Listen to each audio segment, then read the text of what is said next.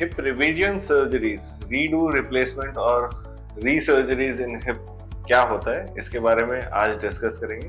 नमस्कार दोस्तों, मेरा नाम डॉक्टर देवाशीष चंदा है। मैं एक joint preservation as well as joint replacement surgeon हूँ। तो आज का जो ये सक्षम ऑर्थो का हिप सीरीज का वीडियो है, ये है हिप रिप्लेसमेंट रिवीजन सर्जरीज के ऊपर। रीडू सर्जरीज किसे बोलते हैं? रीडू या रिवीजन मतलब कि हमने सर्जरी की थी, किसी कारण से सर्जरी फेल हो गई है, तो हम उसे दोबारा से कर सकते हैं कि नहीं कर सकते। हिप रिप्लेसमेंट को दोबारा से किया जा सकता है जिन लोगों के हिप आइदर घिस गए हैं या खराब हो गए हैं, जिनके हिप रिप्लेसमेंट हुई थी मगर किसी कारण से सर्जरी फेल हुई है, तो उन्हें हम रीडू सर्जरीज जब बोलते हैं, दोबारा करना बोलते हैं। तो क्या वो सक्सेसफुल है, उसके बारे में ये वीडियो है। सबसे पहले समझते हैं क्यों हिप रिप्लेसमेंट फेल कर सकता है। देखिए, कुछ कॉमन कंडीशंस हैं जिनमें कि हिप रिप्लेसमेंट फेल कर सकता है, उनके बारे में जानना जरूरी है। जैसे हिप रिप्लेसमेंट के लिए सोचे कि हिप का सर्जरी हुआ था और उसके इम्प्लांट के नीचे वाले एरिया में आपका फ्रैक्चर हो गया, तो उन केसेस में हिप रिवीजन की जरूरत पड़ती है, जो कि सबसे कॉमनली देखी जाती है।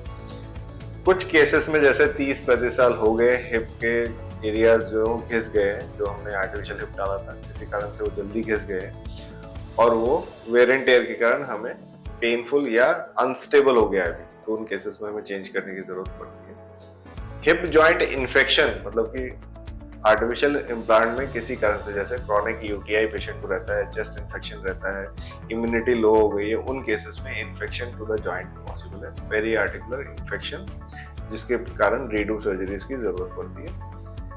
कभी कभी इम्प्लांट ऑस्टियोलाइसिस के कारण, मतलब कि इम्प्लांट एसेप्टिक ऑस्टियोलाइसिस, हड्डी नरम हो गई है और इम्प्लांट स्ट्रॉन्ग रह गया तो निकल जाती है। तो ये कॉमन कंडीशन इंडिया में बहुत ज्यादा रैम्पेंट है। ये चीज और ये कारण क्यों होता है? क्योंकि इंडियन पेशेंट्स में बहुत समय हड्डियां नरम होनी शुरू हो जाती है और उसके लिए हम कोई काम नहीं करते। जैसे हिप रिप्लेसमेंट सर्जरी करा के पेशेंट्स यूजुअली साल में एक बार भी अपने डॉक्टर के पास दोबारा दिखाने नहीं जाते, या उनकी सर्जरी के बाद एक्सरेज, रिवीजन एक्सरेज नहीं कराते। एक्सरे करके देखना कि सब कुछ ठीक है, ये बहुत जरूरी है।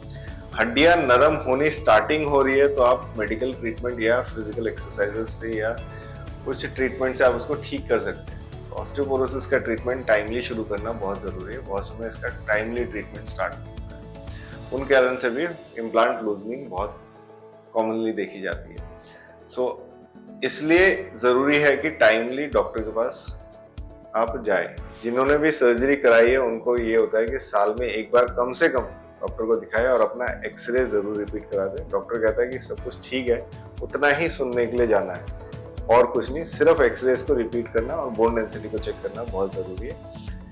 बहुत अर्ली साइंस ऑफ अगर ऑस्टियोलाइसिस हमें या कोई खराब चीज दिख रही हो तो उसे ट्रीट करने का तरीका है, या उसको सीरियल ऑब्जर्वेशन किया जा सकता है। 99% लोगों को कोई जरूरत नहीं होती, बट 0.1% में जरूरत होती है। इसलिए सबका अपना एक सर्जरी के बाद डॉक्टर के पास जाना या चेकअप के लिए जाना जरूरी है। जैसे हम गाड़ियां खरीदते हैं तो तब भी साल में एक बार सर्विसिंग कराते हैं, उसी तरह समझ लीजिए कि सर्जरी के बाद आपको डॉक्टर के पास साल में एक बार एटलीस्ट दिखाने के लिए जाना है, यही सुनने के लिए सब कुछ ठीक।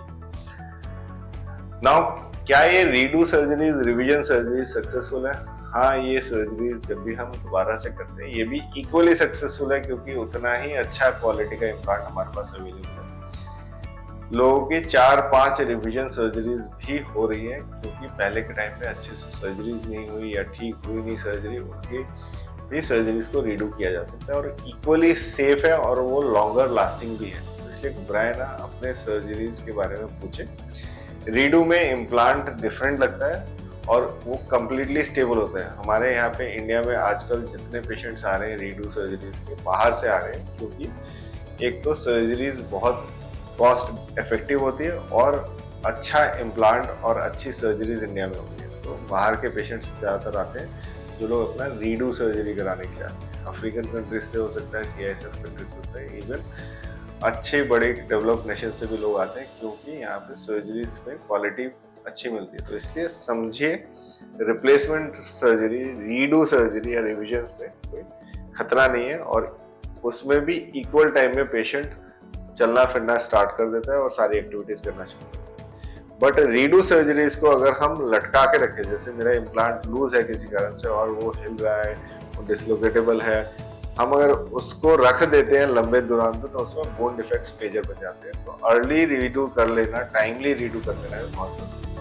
तो बहुत सारे पेशेंट्स को ये चीज़ समझ में नहीं आती कि रीडू सर्जरी टाइमली करना क्यों इम्पोर्टेंट। रीडू टाइमली किया ताकि वो आगे खराब ना हो। तो रीडू सर्जरीज बहुत इम्पोर्टेंट है और घबराए ना, डॉक्टर से पूछे, मुझसे पूछिए, मैं उनके सारे जवाब दूंगा प्रॉब्लम्स के। और बहुत सारे ऐसे पेशेंट्स हैं जिनका रीडू करके लाइफ बैक टू नॉर्मल आ जाता है। तो बैक टू नॉर्मल लाइफ करिए, लाइफ को लीड करिए pain free without restriction. Thanks for watching this.